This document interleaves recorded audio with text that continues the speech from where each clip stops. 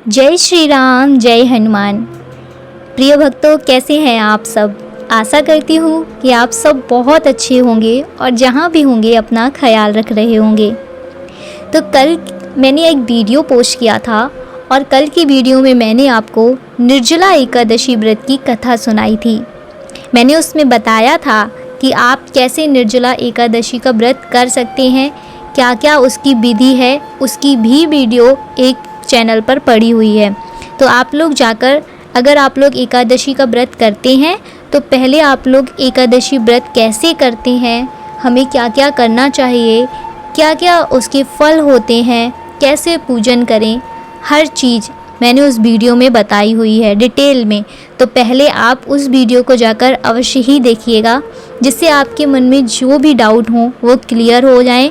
और पहले आपको विधि जानना ही ज़रूरी है। अगर आप व्रत रखना स्टार्ट कर रहे हैं या आपको व्रत रखना है एकादशी का, तो पहले पूरी जानकारी आपको इकट्ठी करनी पड़ेगी। क्योंकि देखो, हमें अगर रिज़ल्ट नहीं मिलेंगे तो फिर व्रत आप कर रहे हो, फिर आप कहोगे कि मुझे इसका फल नहीं मिला। तो आप नियम के साथ करिए, पूरे नियम और पूरी श्रद्धा के साथ आप व्रत करिए, आपको फल उसका अवश्य ही मिलेगा। अगर कोई निर्जला एकादशी का व्रत रखता है तो निर्जला एकादशी व्रत की कथा भी मैंने अपने चैनल पर सुनाई हुई है और वो वीडियो भी डाला हुआ है, आप लोग अवश्य सुनिए। आज मैं उसी से रिलेटेड एक कामिका एकादशी व्रत होता है तो मैं उसकी कथा आपको सुनाऊंगी, उसके नियम बताऊंगी, विधि बताऊंगी कि आपको व्रत की तैयारियां कैसे कैसे करनी है, क्या करना है, उपवास कैसे रखना है, मंत्र कौन सा जाप करना है। तो मंत्र जाप बहुत ज़रूरी होता है। आप मंत्र जाप भी जब भी कोई भी पूजा किया करिए तो मंत्र जाप भी अवश्य किया करिए। तो चलिए, आज मैं आपको कामिका एकादशी की कथा सुनाती हूँ। प्राचीन समय की बात है। एक ब्राह्मण अपने परिवार के साथ रहते थे। उनके पास सब कुछ था, लेकिन फिर भी वे जीवन में संतुष्ट नहीं थे। उनकी पत्नी और बच्चे हमेशा दुखी रहते थे। एक दिन ब्राह्मण ने अपनी समस्याओं का हल खोजने के लिए एक संत से सलाह ली। संत ने उन्हें बताया कि कामिका एकादशी का व्रत करने से सभी दुख उनके दूर हो सकते हैं और उन्हें सुख संपत्ति प्राप्त हो सकती है। तो उन्होंने बताया कि यह व्रत विशेष रूप से श्रावण मास में होता है और इसका पालन करने से भगवान विष्णु की कृपा प्राप्त होती है। भगवान विष्णु हमसे बहुत अधिक प्रसन्न होते हैं और वो हमें हमारे इस व्रत का इसका लाभ अवश्य ही देते हैं। तो ब्राह्मण ने निर्णय लिया कि वह कामिका एकादशी का व्रत अवश्य रखेगा। व्रत के दिन उसने केवल फल और जल का सेवन किया और ब्राह्मण ने जल का सेवन किया और फल का सेवन किया और भगवान विष्णु की भक्ति में पूरा दिन लीन रहा। पूरे दिन उसने भगवान विष्णु की प्रार्थना की, पूरे भक्ति भाव से उनके मंत्रों का जाप किया।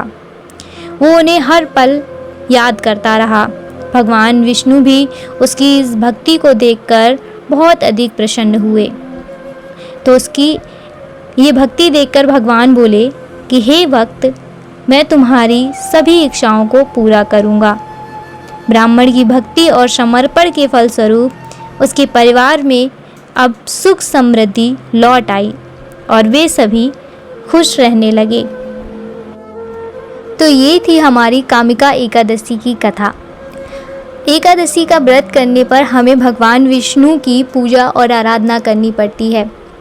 भगवान विष्णु की पूजा आप जितनी सच्चे मन से पूरी श्रद्धा के साथ करेंगे तो आपको उसका फल अवश्य ही मिलेगा। कामिका एकादशी व्रत करते समय हमें कुछ नियमों का पालन करना पड़ता है।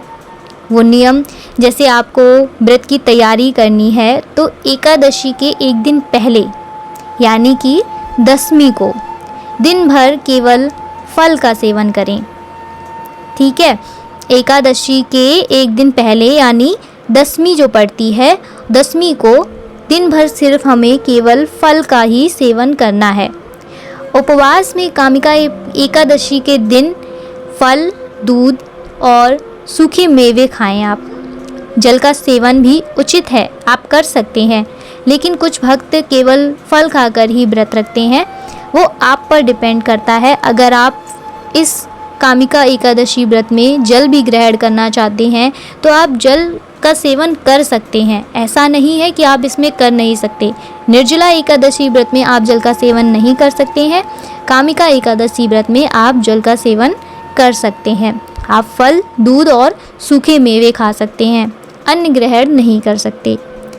उसके बाद आप प्रातः जल्दी उठकर स्नान करें और स्वच्छ साफ वस्त्र पहनकर भगवान विष्णु की पूजा करें। उन्हें तुलसी और फल का उन्हें फूल अर्पित करें और तुलसी फल का भोग लगाएं। तुलसी भगवान जी को अवश्य ही अर्पित करें। आप कोई भी भोग लगा रहे हैं भगवान विष्णु को तो आप तुलसी ज़रूर अर्पित करिए। हर घर में तुलसी होती है। आप एक मंत्र का जाप कर सकते हैं, ओम नमो भगवते वासुदेवाय। इस मंत्र का आप जाप करिए। ऐसा नहीं है, आप अगर वहाँ पर बैठकर 108, 21, 11 जितने बार भी आपकी इच्छा है आप अपनी इच्छा के अनुसार इस मंत्र का जाप कर सकते हैं। अगर आप 108 बार इस मंत्र का जाप कर रहे हैं तो बहुत ही अच्छी बात है और उसकी आपको फल अवश्य ही मिलेगा। लेकिन पूरा दिन, क्योंकि पूरा दिन आपको व्रत रखना है, पूरा दिन आप भगवान विष्णु की आराधना करेंगे, उनकी भक्ति में लीन रहेंगे, तो आप पूरा दिन भी इस मंत्र का जाप, मानसिक जाप कर सकते हैं। उसके बाद आप कोई भी दीन दुखियों की सेवा कर सकते हैं। किसी भी ज़रूरतमंद को उसको आप कुछ भी खिला सकते हैं। अगर आप किसी को भोजन करा सकते हैं उस दिन तो बहुत अच्छी बात है, नहीं तो कोई दान दक्षिणा देना चाहें, किसी को दान करना चाहें तो दान भी कर सकते हैं।